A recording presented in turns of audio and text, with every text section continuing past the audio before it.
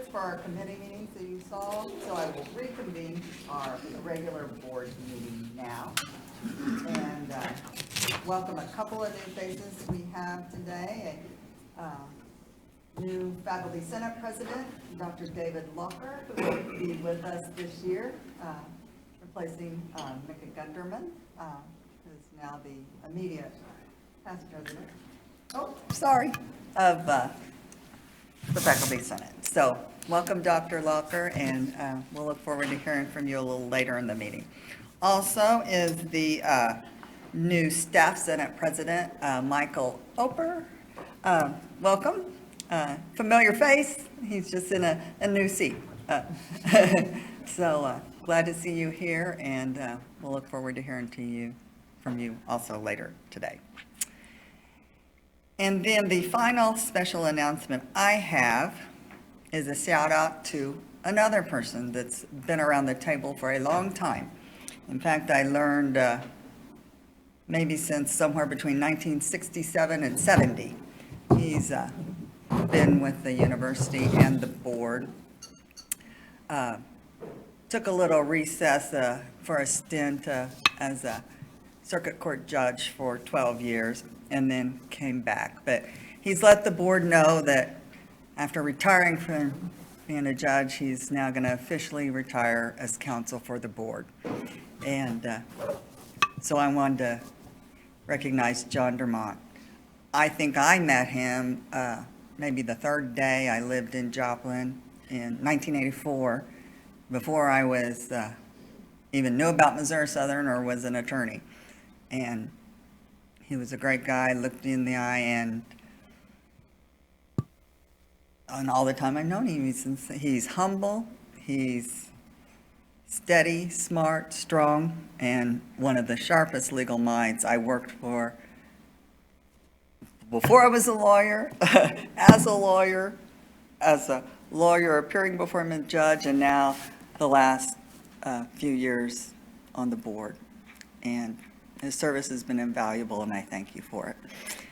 And we're going to miss you.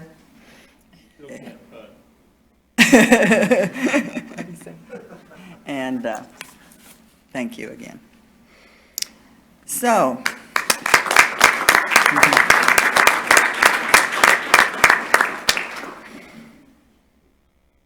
I'm still going to call you the next 2 weeks. The retirement isn't official till June 30th. With that, we need to move on to approval of the board minutes of the March 17th, 2021 meeting. I think you've got copies of that in the packet that was sent out. If you've had a chance to read them, is there any discussion, changes, or that need to be made to those? If not, I would take a motion to approve.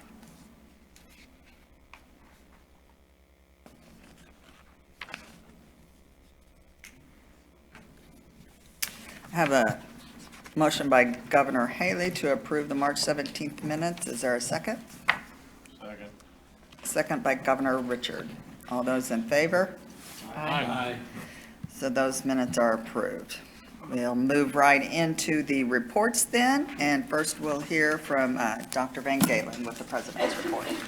Thank you, Governor Hershaway. I'll begin my report this afternoon with some great news, noting that the outcomes of the 2021 Missouri legislative session were really extraordinarily positive for our university. Some of these were discussed at the Budget Committee meeting this morning, but I think they're both worth reiterating here. The Missouri House and the Missouri Senate approved budgets for the next fiscal year, which begins July 1st of 2021, and these are now on the desk of Governor Parson for consideration. The legislative budget includes a 3.7% core increase for all public higher education institutions. For our university, this would translate to approximately $880,000 being added to our core budget. In addition, the budget approved by the state legislature includes a $2 million core increase specifically for Missouri Southern. We are tremendously grateful to all members of our legislature, especially our local delegation, including House Budget Chair Cody Smith, House Budget Vice Chair Dirk Deaton, and Senator Bill White. And I also want to thank members of the Board of Governors and of our broader community who continue to be tremendous advocates for our university. Also, a capital projects bill was approved by the legislature. This spending bill includes $2.5 million for the repair and reopening of the Taylor Performing Arts Center. With respect to higher education policy, the legislature passed a bill that would remove the current cap on tuition for the next 5 years. This grants governing boards full discretion on setting base tuition and also provides the opportunity to consider a differential tuition model in the future. All of these legislative actions, if approved by the governor, will have very positive impacts on the future of Missouri Southern, and most importantly, will help us to deliver on our mission to educate and graduate knowledgeable, responsible, successful global citizens. Next, I highlight some positive steps that have been taking place with the Launchpad project, a collaborative effort for the innovative reuse of the former downtown Joplin Public Library building. On May 11th, the university hosted a public informational meeting of board members and Joplin area leaders from the city, the Chamber of Commerce, the school district, and the university. In my view, some important information was shared and good comments and questions were brought forward. I also appreciate members of the Board of Governors who were able to participate that evening. Then on May 17th, the Joplin City Council approved ballot language to consider a $10 million bond that would renovate the former downtown library. We anticipate the citizens of Joplin will have the opportunity to vote on this project in April of 2022. On campus, on July 1st, there will be 2 transitions on our university leadership team as we welcome Rob Mallory as Director of Athletics and Lorinda Hackett as Interim Provost and Vice President of Academic Affairs. Today, I want to thank Dr. Paula Carson for her 6 years of service as Missouri Southern Provost and VPAA. Dr. Carson has helped move the university forward in a number of areas, including reaccreditation by the Higher Learning Commission, development of new research opportunities for faculty and students, and development of new academic degrees and certificates. Also, I want to thank Corey Reed, who has served ably as Interim Director of Athletics since mid-March. During a time of transition, Corey's professionalism, commitment, and focus on our student athletes have been truly outstanding. In closing, I state the obvious. For our world, for higher education, and for Missouri Southern, the past 15 months have been extraordinarily challenging. Through this historic time, our university has pulled together to continue to provide high-quality educational opportunities for our students. I trust that we all share a deep sense of pride of what we have accomplished together. Now we look forward with optimism and anticipation to a more normal fall semester with a return to the immersive learning opportunities and the personal engagement that are part of what make Missouri Southern so special. With that, I'd like to conclude by showing a very brief video message that will be aired very soon on local television stations regionally, and it's really designed to promote Roaring Back to Campus this fall with face-to-face classes along with a focus on our new MOSO merit scholarships and financial aid.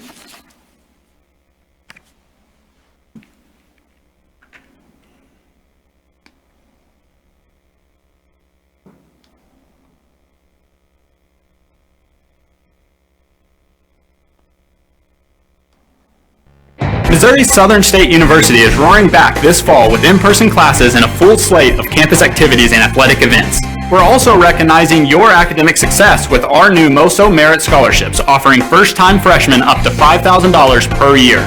Discover what the world has to offer with the help of experienced faculty members who know you by name in hands-on learning environments. Our admissions and financial aid teams are here to help you get started.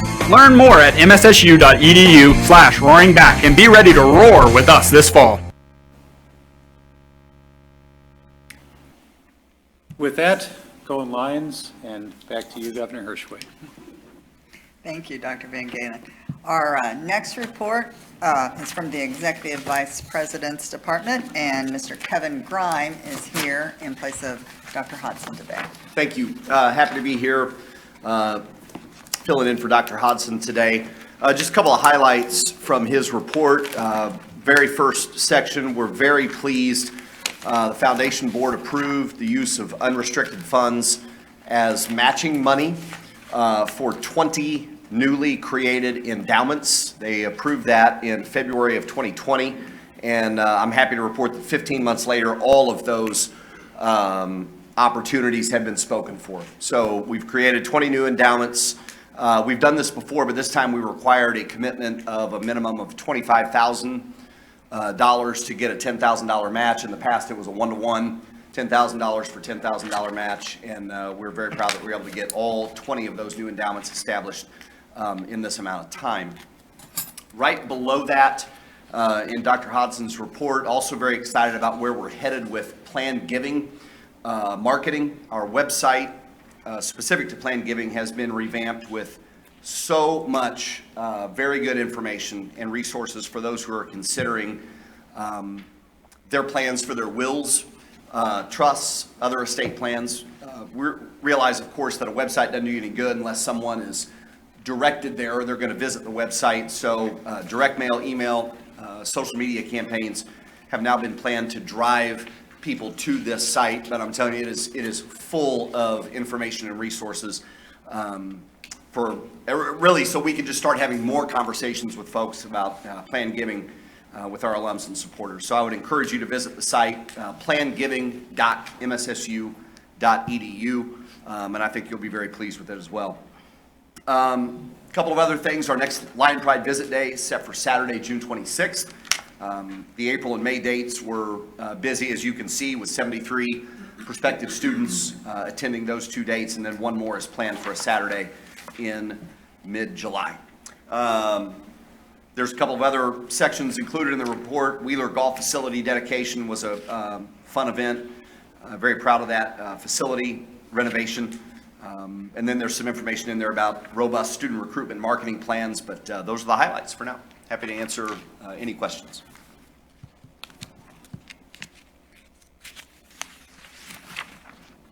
Thank you.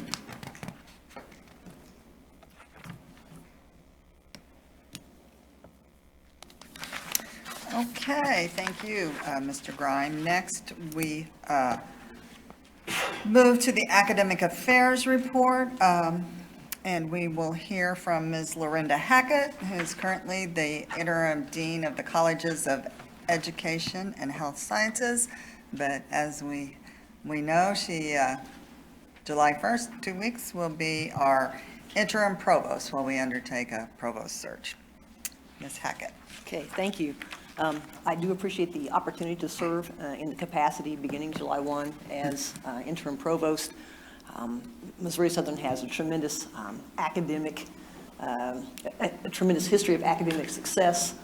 We have a great faculty who facilitate student learning, maximize that at every opportunity, and we face a lot of really significant opportunities as we move into the next year.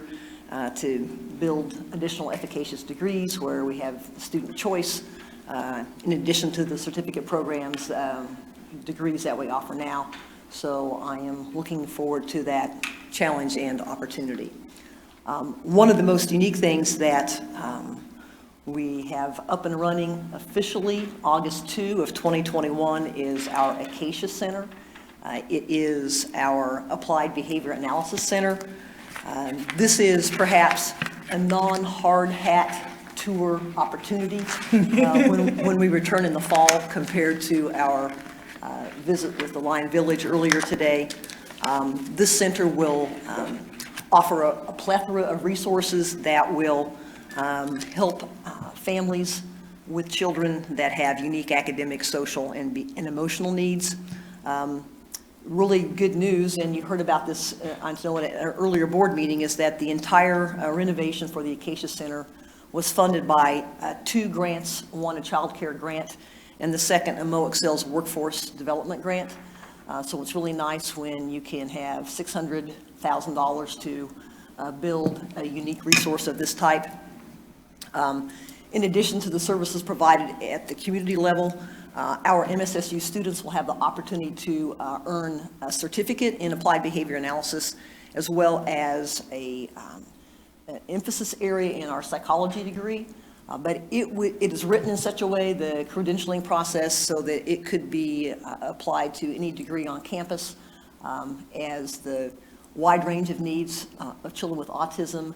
There's a lot of adults, a lot of students that are interested in being prepared to help in those situations, and so we're very excited about the new students that may come in with interest in credentialing. The credentialing process then will include our Missouri Southern students actually working out their practicum hours at the new Acacia Center. So it's a twofold benefit with the way that's been devised. So kudos to the Lion Cub Academy and to teacher education and to the psychology department for pulling together that particular program. It's going to be a great thing for our community. Secondly, just a quick update on our nursing program. The nursing program at Missouri Southern has had a very successful 45-year history here at Missouri Southern, and the nursing faculty have been working over the last year, most focused, if you will, on student outcomes, and significant changes have been implemented, much to the hats off, if you will, to the department chair, Dr. Lisa Beals, and the faculty that work with her. On May 25th, the Missouri Board of Nursing approved our recommendations. We'll have a brand-new curriculum that will begin in the fall, and the best news yet is that we are taking applications, we are enrolling nursing students, and we have just a few spots left in that program for the fall 21. So very, very good result there. Third, last week, the Children's Lifetime Sports Academy was held. This is the 25th year in a row that this event was held. Last year we had the Lifetime Sports Academy. It was done virtually, whatever that really looks like. And so we still claim it as a 24th year, but it was really a challenge. We had 95 participants, ages 7 through 12, participating in a variety of lifetime sports, some of which I can't pronounce, others of which I want to learn to play. So really, really great week. The weather cooperated. We have full-on summer weather, so the canoeing and fishing was maybe the popular of the sports there. And this activity is sponsored every year by the kinesiology department. And students enroll in a course if they are seeking a Bachelor's of Science in Education and Physical Education or the coaching certificate. And those students pretty much serve as instructors for all of those activities in collaboration with, I believe, the House of Bounce this year and the Missouri Department of Conservation. So it was a great week to actually have 95 children on campus not having to worry so much about COVID protocol. So it was a delightful week. And then lastly, the art department is in receipt of a donation from the family of a professor emeritus in the chemistry department, Dr. Mel Mosier. They were provided 20 soapstone Inuit pieces for their contemporary art collection. And that collection also included a couple of Nigerian ebony head pieces that the art department was very excited to receive. That concludes my report, and I would be happy to answer any questions. Are there any questions? Governor Gibson? Ms. Hackett, Lorinda, you said just a few spots open in the nursing program. What's a full complement? The Board of Nursing approved Missouri Southern for 30 students for the fall 21. Okay, thank you. You're welcome. Any other questions for Dr. Hackett? Ms. Hackett? Okay, well, just to follow up a comment, I too would thank Dr. Moser and his family for the donations, and so glad we had those 95 kids, and with our focus on enrollment, maybe there are 95 future Lions. So thank you, and we'll hear from Dr. Hackett again, or Ms. Hackett a little bit with some proposals. So as far as reports, we'll move to Dr. Wingert, who is Interim VP for Student Affairs. Thank you, Governor Hershaway. at the beginning of my report, well, previously during the budget committee, I spoke to you a little bit about the enroll-a-thon that we hosted, which is put on by the Advising, Counseling, and Testing Center. We set up a call center with volunteers from across campus to contact all of the students who were enrolled in the spring of 21, but eligible to come back to us in the fall of 21. And we were able to get 32 students enrolled in 346 credit hours during that 4-hour time frame of phone calls. So we were excited about those results. That contributed to approximately 86% of our students who were enrolled in the spring returning to us this coming fall. I would like to publicly recognize the 30 years of service Cheryl Dobson, our current registrar, has given Missouri Southern State University. We appreciate the dedication to her role, her professionalism, her work ethic. She will be greatly missed. So thanks to Cheryl Dobson. She retires on June 30th. Our Director of Global Leaders, Ryan Orkett, is heading up the Lions Forward Campus Vibrancy team. They've met 2 times so far, and this team was inspired by a strong interest in creating a sense of campus vibrancy for upcoming years, including next academic year. Team members are representing a variety of departments who consistently engage with the campus community. And so far, they've begun to establish an inventory of all the engagement opportunities that we provide, and we'll soon be discussing resource optimization, intentionality and planning, and cross-campus collaborations. And one more quick tidbit that I'll be excited to report on in the future to tell you how it went is that we are piloting a Ready to Roar program, which is a summer bridge program. So we'll pilot that here on July 7th and 8th, where it's built for first-time freshmen to bridge the gap between high school and college. So I'll report on that at the next board meeting and tell you how it went. I'd entertain any questions. Any questions for Dr. Winger?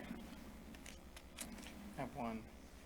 Governor Dr. Winger, Haley? You had mentioned that retention for going into the fall is about 86%. We've got 86% of students that were enrolled in the spring that are eligible to enroll for fall enrolled for fall. Good. 86% of those eligible have enrolled. Okay. Of course, some graduated. Yeah, but that's relatively good. We're better than the past, maybe. Okay, any other questions for Dr. Winger? Okay, thank you. And we'll move right along to our VP for Business Affairs, Mr. Yost report. Thank you. As was mentioned a couple of times already in this meeting, we had a very good tour this morning of the new residence halls. A little bit warm, but it was worth it because there's some exciting things happening in the residence hall complex. That'll be a great facility. We're on the tail end of the completion of that project. So this is the only chance we'll be able to see it before it's being occupied by a lot of students, which I think was going to be great for the fall. So we're very excited about that facility, and can't wait for students to get in there and fill it up. The trail project with the city of Joplin. Hopefully this will be one of the last times I mention this, but you know.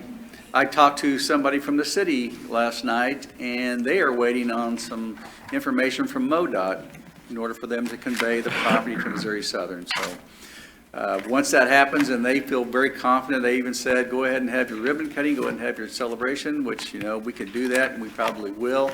I'll work with Heather, and perhaps at the next board meeting, we can have an official ribbon cutting, and we can all take a walk on the tour if it's not too, or on the trail if it's not too hot. So hopefully that'll happen in September.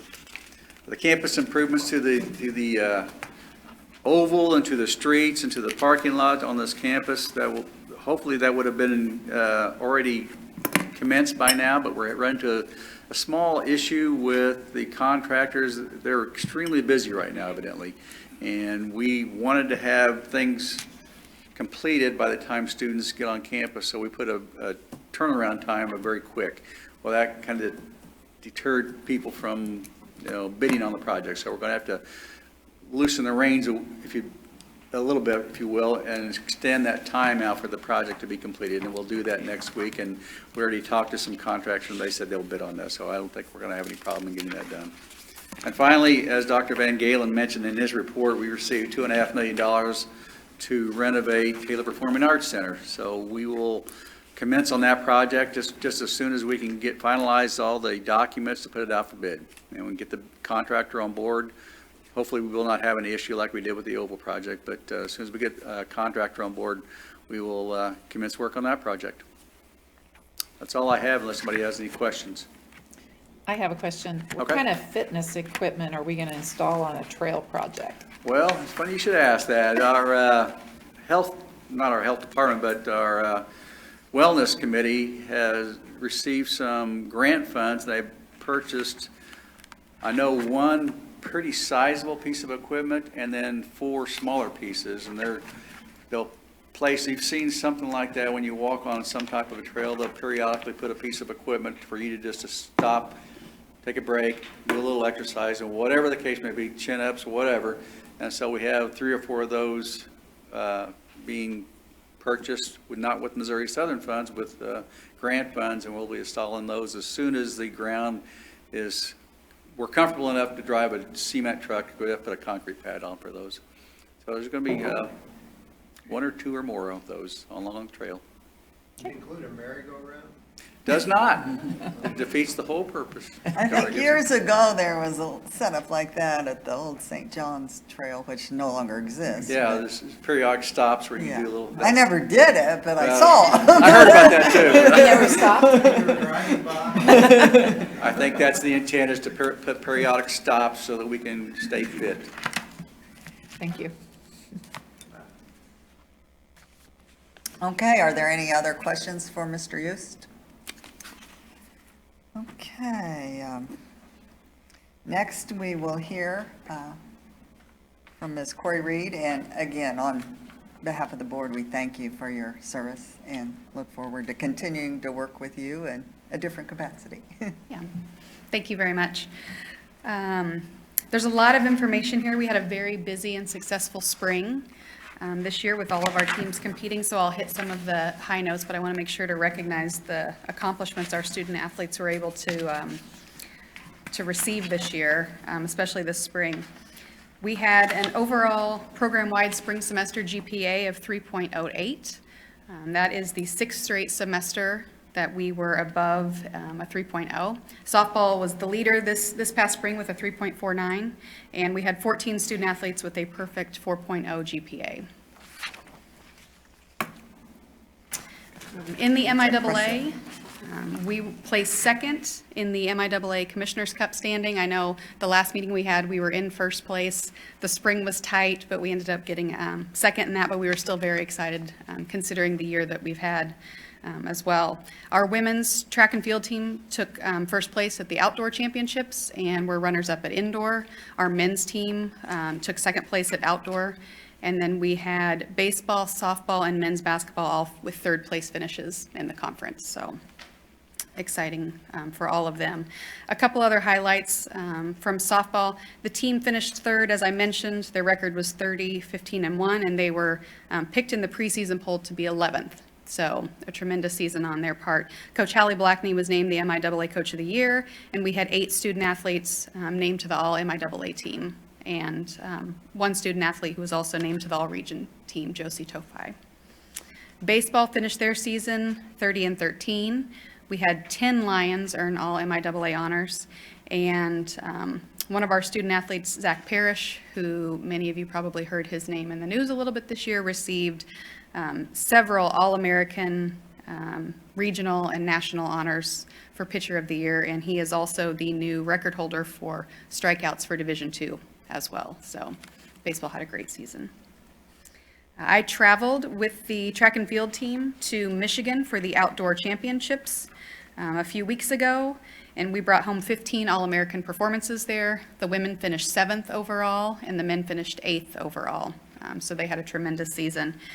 Rajinder Cambrell also was national champion in both the shot put and the discus, and was named the National Field Athlete of the Year by the United States Track and Field and Cross Countries Association. So had a tremendous season.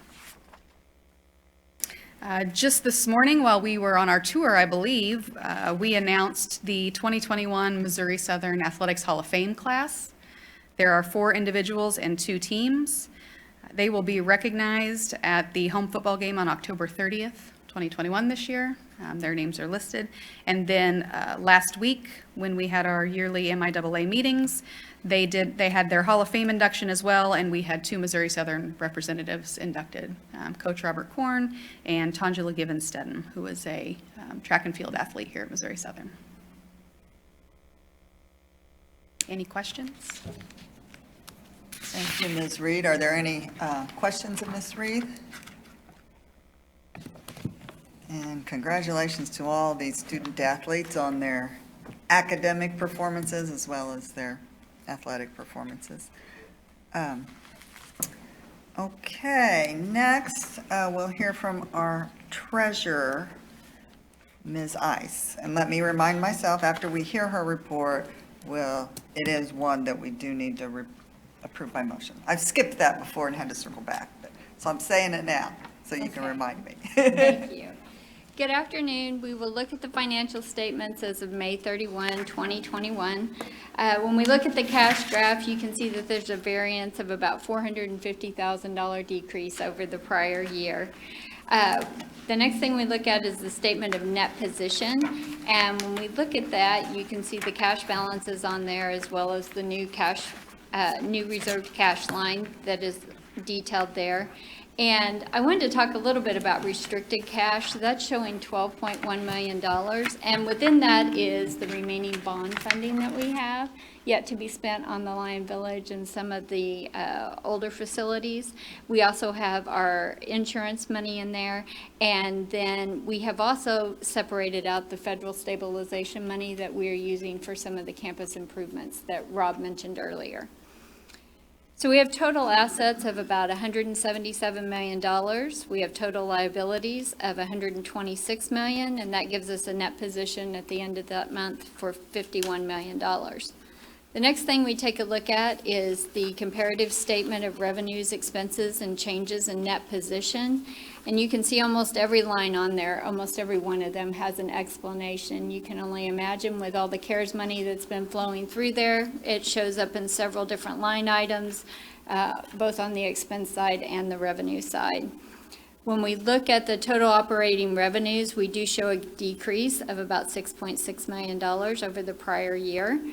Total operating expenses also show a decrease of about $4.8 million.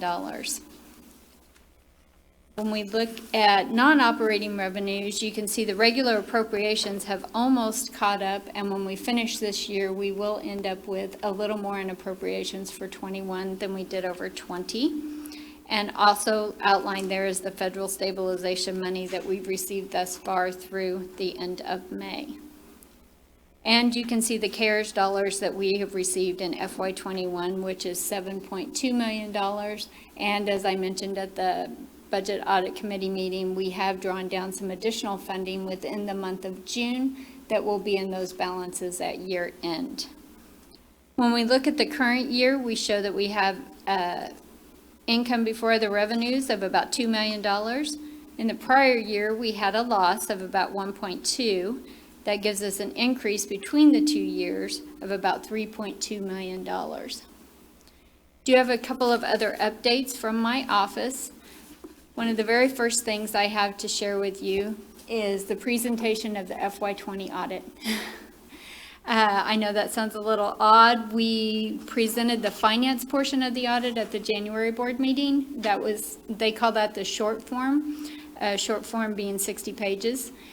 This is considered the long form, which is 73 pages, and it includes the compliance piece. And the compliance piece was delayed due to guidance that had to come from the federal compliance guidance on the HERF funding. And once BKD received that information, they provided information to my office as well as financial aid, the Bursar's office, several different forms of review that they had to do for that particular money, and we are now complete and done. There are no findings. It's an unmodified opinion, which means it's a clean report, and we can say that we are officially done with FY20 And that is just in time for the auditors to show up again on Monday, next Monday, to start the FY21 audit. But we are beyond thrilled, and I said this at the committee meeting, it definitely takes everybody on campus, finance side, financial aid, bursar's office, to get to a point where we have a very clean, no finding audit. And you can only imagine the untold amount of time that was spent on trying to manage the HERF funding that came through, along with everyone else, just trying to make sure that we manage those dollars in a way that once those were reviewed, that we would have no findings from that. So we're very excited by that. And then I think I mentioned that since we do have additional HERF funding that will be coming through in FY21 that we have received, we will have something similar for this year. We will do a short form and a long form presentation, most likely for the audit. The other announcement I have is that we have received information on our bank bid, our RFP that we sent out in April. We sent that out to about 12 vendors. We received 3 proposals back, and we have selected to continue our relationship with Simmons Bank, who is our current provider. They provided the lowest fees. Actually, there's many things that are no charge to us, which is wonderful. We do have savings of quite a bit of money going with the fee schedule that they have, and they have also offered us a guaranteed minimum floor interest rate, which we all know interest rates are pretty low at the moment, but they have offered us a guaranteed minimum. And so again, that's just some additional dollars into our account. That concludes my report. I'll answer any questions. Are there any questions for Mrs. Ice about her report? No questions, but I do have a comment. Again, I will reiterate congratulations to Linda and the team on a good, clean audit report for fiscal year 20 and a good track record that we hope to continue moving forward. Thank you. I will share that with the team. It's starting again Monday. It's no rest. No rest.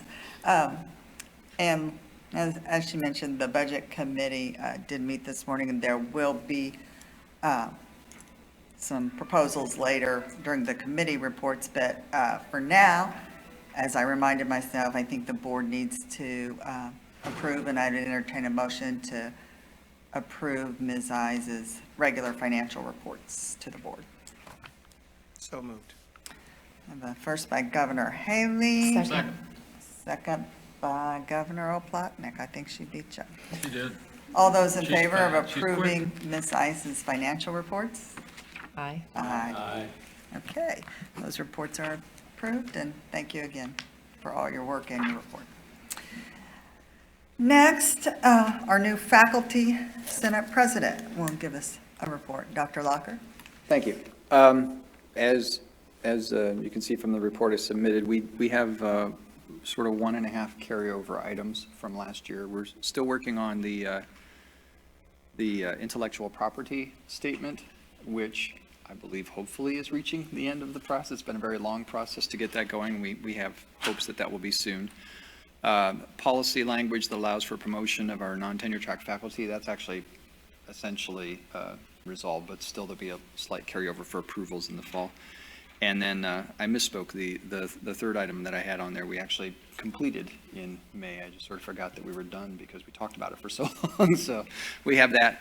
And, you know, as I said before in the report, we are hoping that this will be a normal school year. I mean, nothing that's happened in the classroom for the last year and a half has been anything anybody's been used to prior to that. And so you know, I know that we won't be back to normal in August, but in terms of what we're doing in the classroom, it'll be as close to normal as it certainly has been for a year and a half. We're all looking forward to that.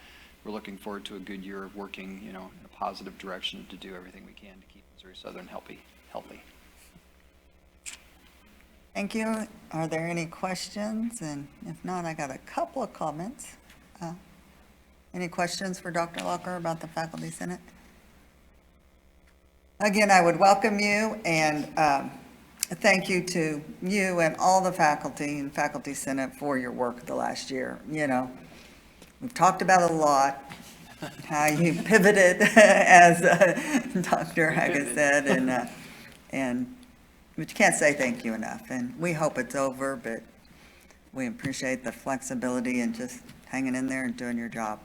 And second, thank you for your work. Again, academic affairs met earlier and will, but it's obvious when we hear the reports how much goes on before the board it gets to the board, from your faculty senate as well as the subcommittees and other committees. So please give the board's thanks to the faculty senate for that work. Thank you, I will.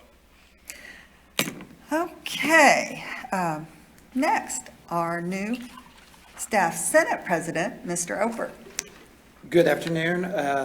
Not a whole lot to report.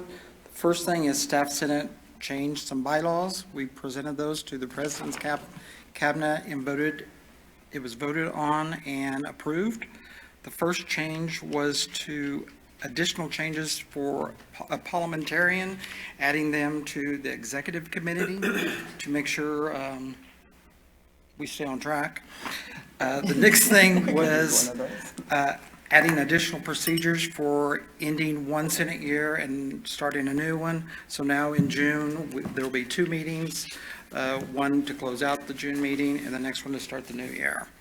And like many others, we were not prepared for COVID, so we had nothing in the bylaws regarding a virtual meeting.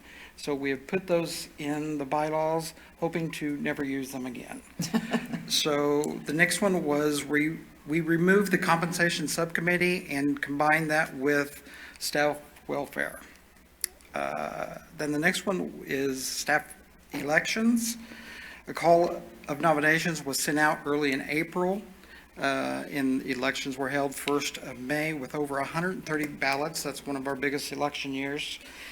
4 classified staff and 5 professionals were elected to the new 21-22 year.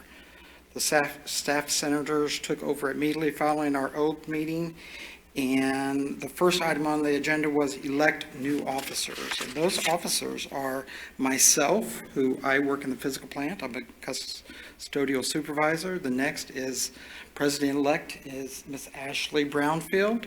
Then Laura Gullett is my secretary, and Shakira Rhodes and Nick Reynolds are my co-parliamentarian. So that's all I have. Thank you for your report. Are there any questions of Mr. Oper? Thank you. Thank you. We'll look forward to seeing you this year and working with you this year. Okay, next is our staff senate president, who is Ms. Haley. Student senate president. My tie was still on Mr. Oper. Student senate president, Ms. Haley Ward, and they're on a little bit different cycles, so she's still with us, been with us for the year, but this will be her last meeting, and we hope you'll still be around, but you may not be, maybe graduating. So this is my last meeting, and our new president, Brent Olson, will be taking over for me at our next meeting. I'm in a weird limbo. I'm technically not graduated, but I will be attending KCU Medical School in July, right here in Joplin, so I'll still be around. That's exciting. It's just a part of the program I'm in and the way that it works. I do have some slight updates. As you know, students are no longer on campus, so we had a reward ceremony. We swore in our new elected officers. We also, before then, had just updated our bylaws to make them, trying to think of the best way to say this, more easily read by the students, so there would be less interpretation, sort of. But I just wanted to say thank you guys for having me this year. I've learned so much that I will be taking on with me, and it was a strange year, but I'm glad to see all your guys' faces finally. Yeah. So just thank you if there's any questions. Thank you for your report, and again, thank you for the year, and congratulations on moving on. We're glad you'll still be around. Yeah. I'd like to recognize Haley for her work on the COVID task force. Unfortunate for me, Governor Hirschway appointed a pandemic committee of the board, and I participated in it, and you brought some really good perspective to that task force, and I want to thank you for that. Yeah, that was a lot of work. I did not know, but thank you to you and the task force and Governor Gibson. So with that, if there's no further questions, that concludes the reports of the departments, and we'll move on to the committees. First on the agenda is the Personnel and Compensation Committee. Governor Elliott chairs. We had met this morning, and we had fortunate to have every member of the board at our meeting this morning and discuss, and we'll be providing a report later on in our closed session this afternoon regarding personnel issues. So. Okay, thank you, Governor Elliott. And we will next move to our Academic Affairs Committee. Thank you. Academic Affairs meeting met also this morning. We had several items to cover. We had 2 degree programs, an undergraduate degree with a Bachelor of Science in Biomedical Sciences, and a graduate degree for the Master of Arts in Teaching. And so those degree programs were accepted by the committees, the College Curriculum Oversight Committee, Academic Policies, and Faculty Senate, and came through the process, and we're excited about both of those. We also covered promotion and tenure, but we'll talk about that under new business. But the Academics Fair Committee did have a recommendation for approval for both of these degrees, the undergraduate and graduate degrees. And so we'll need a motion to formally approve that in front of the board, full board today. So moved. Okay. Thank you, Governor Rosenberg. There's a motion by Governor Rosenberg. Is there a second for that from the board? I think most of you are at Academic Affairs, but second by Governor Elliott. So all those in favor of accepting the committee's proposal on the new programs and certificates, say aye. Aye. Opposed? Okay, those are passed then. And as she said, the other promotion and tenure, the full board will consider under new business. So we'll go to the Budget Audit Committee report at this time from Governor Haley. Thank you. Yes, the Budget and Audit Committee met this afternoon right before lunch. We had several items on the topic to discuss, primarily for preparation for the fiscal year 22 budget, HERF funds, and also finalizing the long form of our fiscal year 20 audit. So again, kudos to Linda and the staff for getting that audit completed. One thing that we will have is several proposals as we finalize this fiscal year 22 budget. We have several motions to consider. First and foremost is also tuition for the upcoming academic year. And so this is a mouthful. I'm going to read it as a motion. Okay, so for the full board to consider. Governor Haley's making a motion, and then making a motion second. for fiscal year 22. So, in-state line pride Oceanic tuition rate of $258.73 per credit hour to be charged to students with a full allowable rate of $264.93 that will be booked and reported to the state.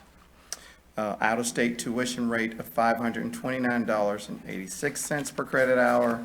Distance learning tuition rate of $309.88 per credit hour, which those 3 tuition rates are a $10 per credit hour increase, except for the out-of-state tuition, which is $32.40 increase.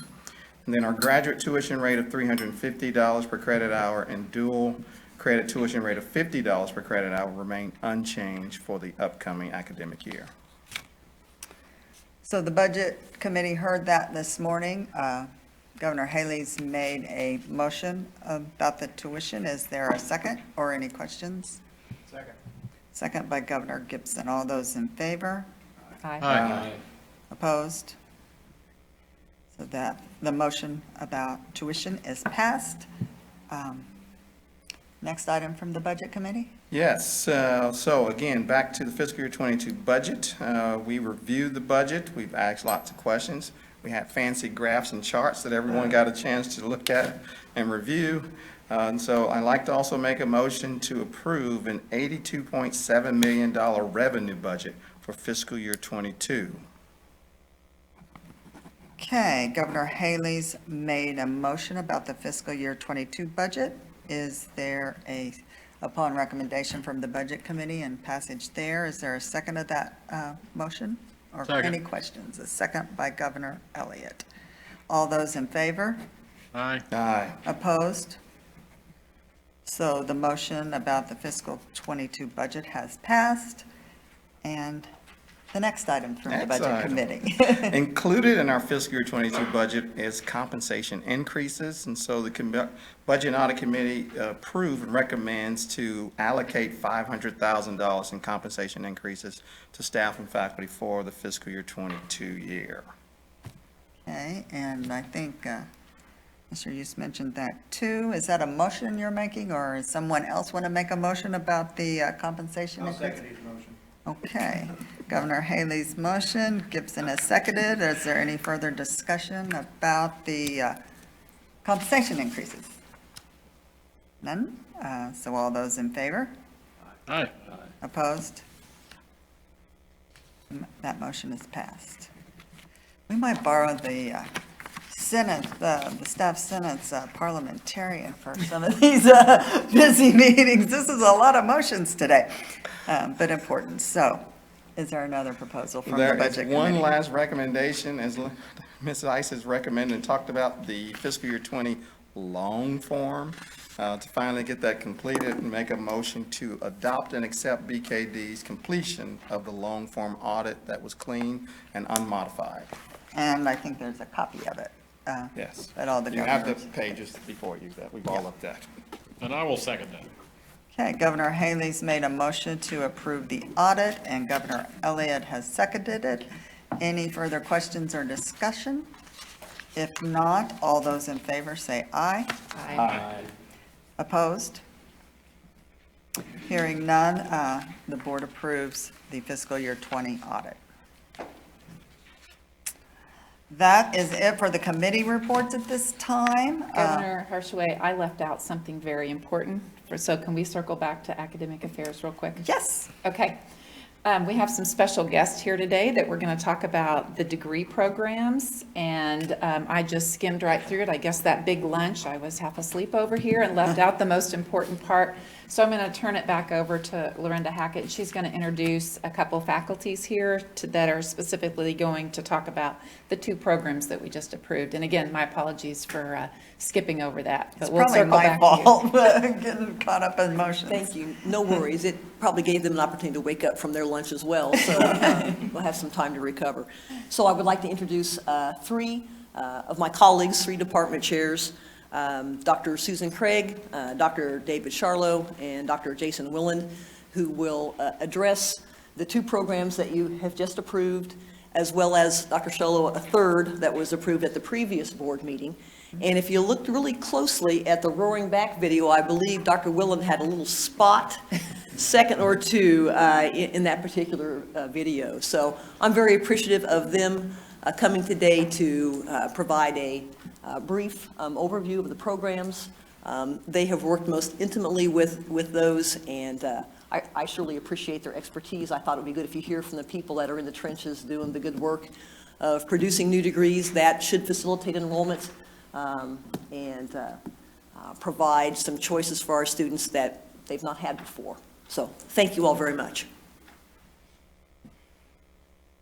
Thank you very much. I am very excited to represent teacher education today with a brief explanation of our proposed Master of Arts in Teaching program.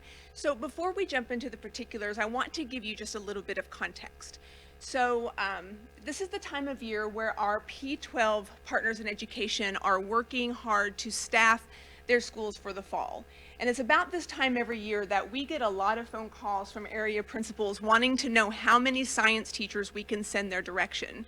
And unfortunately, I can't send them as many as I would like to that are coming out of our traditional teacher education program. The need is just too great. And just 5 years ago, there were some very perennial areas that were pretty consistent in terms of shortage areas, like math and sciences and things of that nature. But in the last 5 years, every single teacher certification area in the state of Missouri is now considered a shortage area. And so you can imagine the pain and suffering that our P-12 partner administrators are going through right now. And so now is the perfect time for us to initiate a Master of Arts in Teaching program, because I'm going to have an opportunity to be able to give them a solution that I've never been able to give them before. So let's talk through some of the particulars, and I think this might be moving a little slowly. I might need some, there we go. Okay, so let's talk about what it is. So first of all, the Master of Arts in Teaching program is a graduate program that is an alternate certification program. So it's designed to allow folks who graduate from this program to not only get a master's degree, but also to earn teacher certification. And it's specifically for folks who are interested in teaching in 9 through 12 or K through 12 classrooms. And it's a cohort-style program that can be completed in 2 years. So we have managed to think through the program from the perspective of about 35 hours. So with some fall semesters and spring semesters and a couple of summers, students can finish the program and be certified to teach.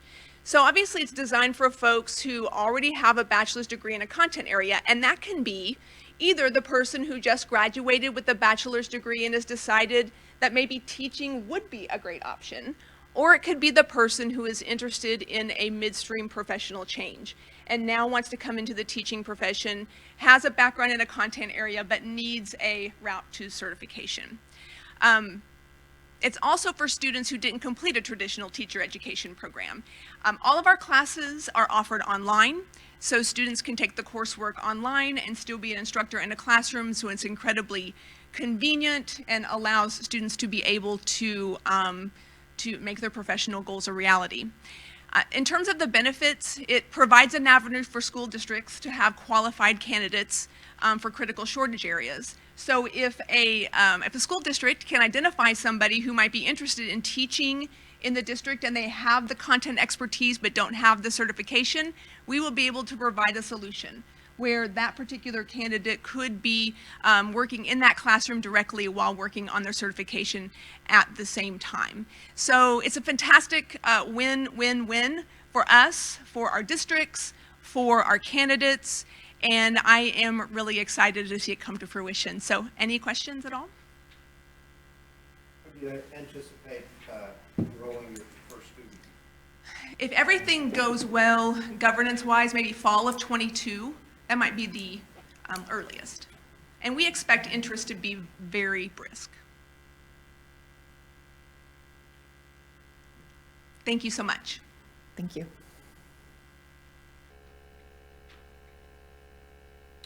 Okay, good afternoon. I'm Dr. Jason Willard from the Department of Biology and Environmental Health, here to talk about our proposed Bachelor of Science in Biomedical Sciences. Again, just to kind of give some background before I kind of jump into my spiel here, traditionally our Bachelor's of Science degree was very broad, and this encompassed everything from genetics and microbiology to conservation to our biomedical sciences. So we had a very broad program, and with this in mind, a lot of our students had to traditionally take extra coursework to meet some of the professional programs that they were pursuing. So with this proposed biomedical sciences degree, we're basically kind of streamlining the process so that students are not having to take all of this extra coursework to meet prerequisites for professional schools. So just to kind of give some background on what these areas are in this proposed program. So we're basically would be covering our pre-dental, pre-medical / physician's assistant, pre-optometry, pre-pharmacy, and pre-veterinary medicine. So currently, again, a lot of these students who are enrolled under our current bachelor's program are taking additional coursework. What we have decided to do is, in addition to splitting out and creating a separate degree for this program, our current biology program will have tracks that will still allow students to pursue a degree in something like microbiology, genetics, and then conservation biology, and physical therapy, occupational therapy. So students who are looking to enter one of these professional programs will be able to take your current 120-hour degree program and be prepared for one of these 5 programs. Currently, students would be taking between about 130 and 140 hours of coursework in order to meet the demands of these professional programs. We decided to focus on these because these are areas that are currently in demand, both nationally and locally. So underneath this banner of interest, we have a current demand for doctors, both in primary and specialty care, physician assistants, under veterinary medicine, particularly large animal vets, and dentists and optometrists. Just to kind of give you a few numbers under a couple of these areas, currently there is a huge demand for veterinarians, particularly to large vets. There's estimated 70,000 veterinarians practicing in the United States. There's only about 5,000 large animal vets.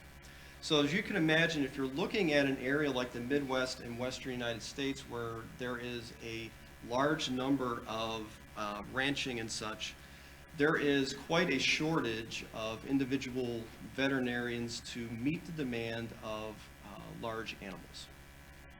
The demand for doctors in particular and physician's assistants is increasing and will be continuing to increase over the next 5 to 10 years due to a large number of doctors who are currently practicing that will be retiring.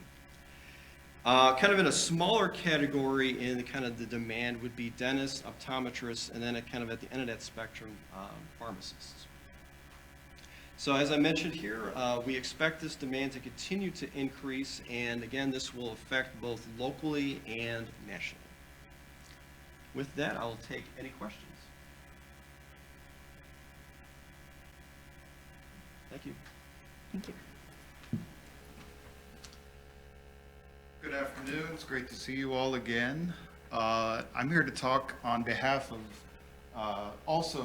Professor Eric Wolf, who is the chair of theater.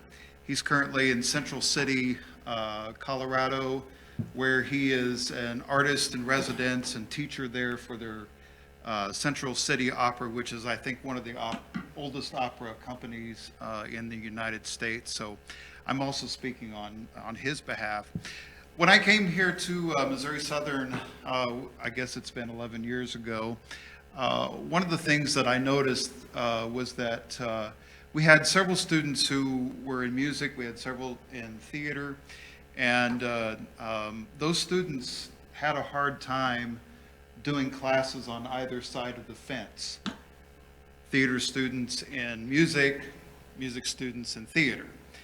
And I thought that was, because of the classes, they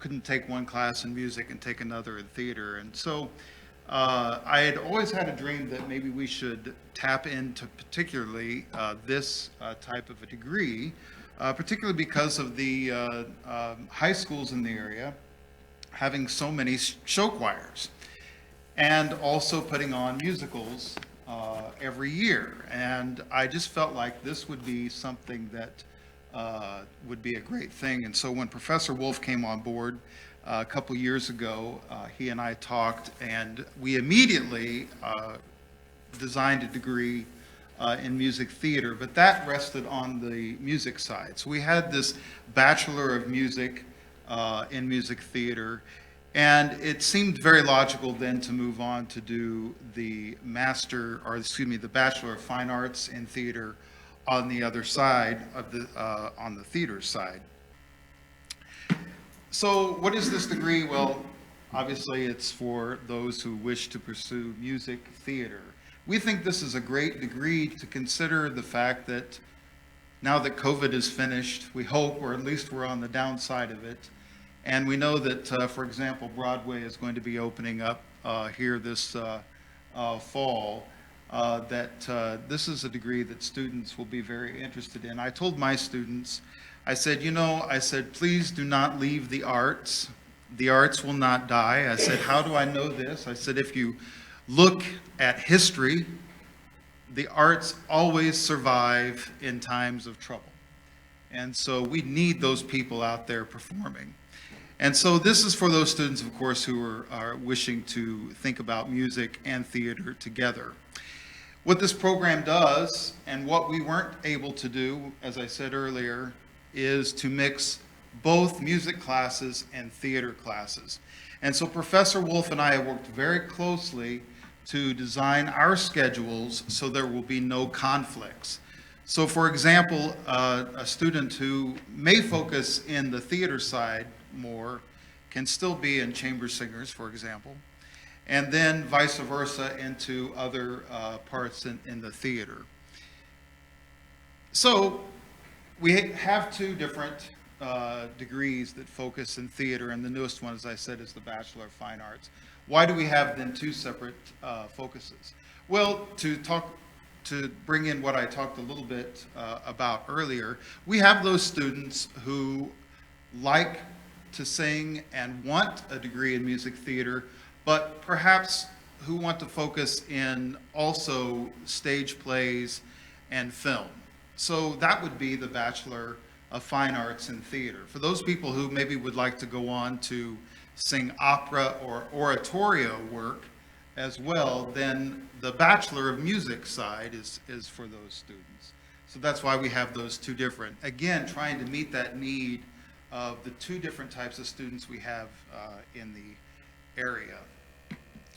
So again, why is it beneficial? As I said, we have probably every high school in this area on the Missouri side, except maybe a couple that I can think of, have a show choir. Every high school does a musical, and they do quite a fine job. And so we want, obviously, those students. We think it's beneficial here if you think in terms of the things that we're able to offer them. Other institutions may have a music theater degree, but then sometimes those students don't get like some of the top voice teachers in classical music. Well, for example, here, Diana Allen, who is the president-elect of the National Association of Teachers of Singing, is going to be teaching those students. And she's a fabulous teacher. So those students are going to get high-quality vocal training, for example. And so we feel like we can give them those opportunities. Also, they can immediately be in one of our productions. And that's a plus for the size of our program and the fact that we work together on both sides of the aisle, so to speak.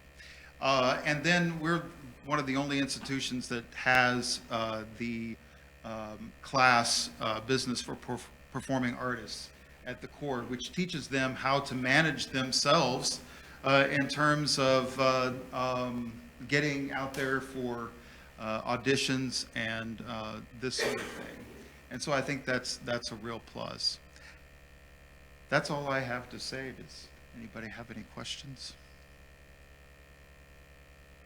Thank you, Dr. Charlo. Well, all the programs just sound great, and it is good to see you again and hear from you again.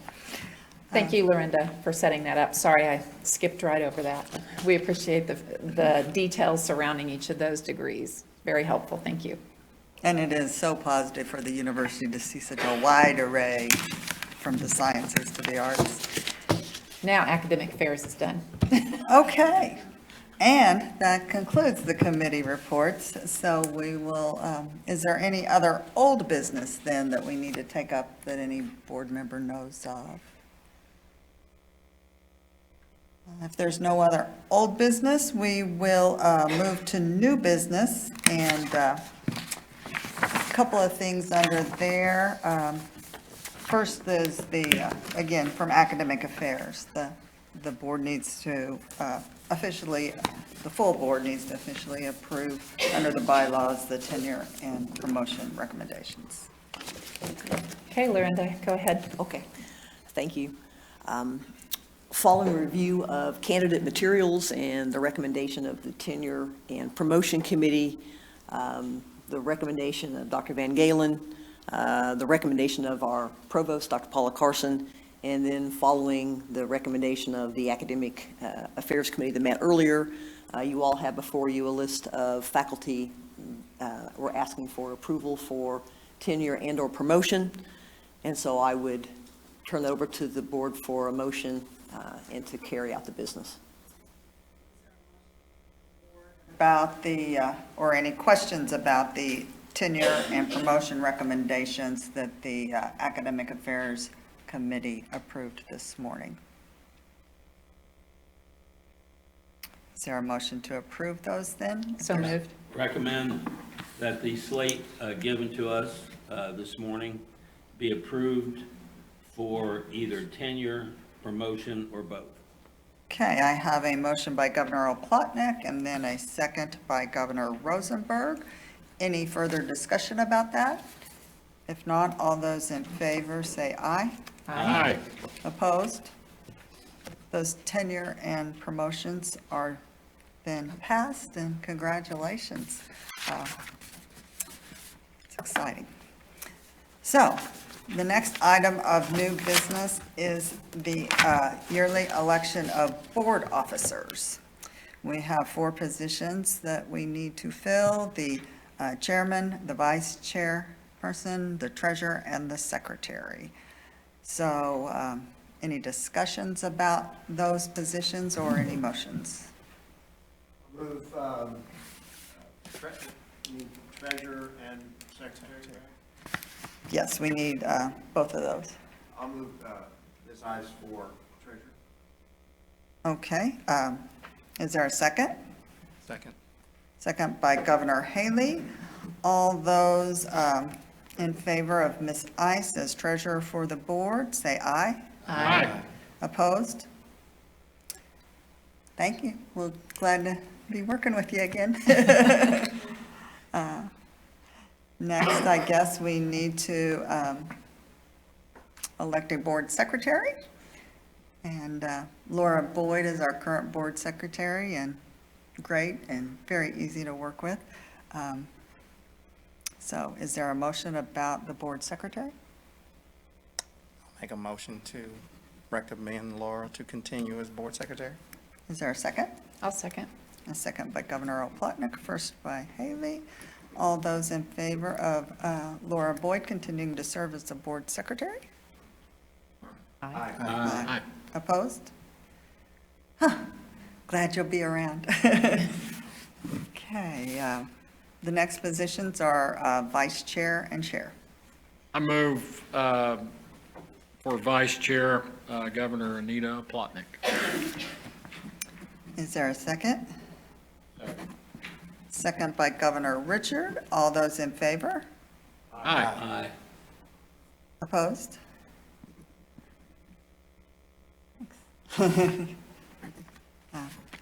Governor Oplotnik is vice chair then. The final position is chair of the board. I'd like to make a recommendation for Governor Hershaway to serve again as chair of the board. Is there a second? Second. Second by Governor Richard. All those in favor? Aye. Opposed? Thank you. Thank you in light of my poor command of parliamentary procedure. Okay, are there any other items that anyone knows about that need to come before the board in open session today? You have your future meeting dates for 2022 set forward in the agenda. The committees then will meet in the day or right before those dates. We have gone back to, as we were previous, 2 Friday afternoons, except for in June of 2022, when the university's on a summer schedule. There is a need to meet in closed executive session today for 2 reasons. Council has advised that both of those topics are appropriate for closed session under revised statutes of Missouri 610-021,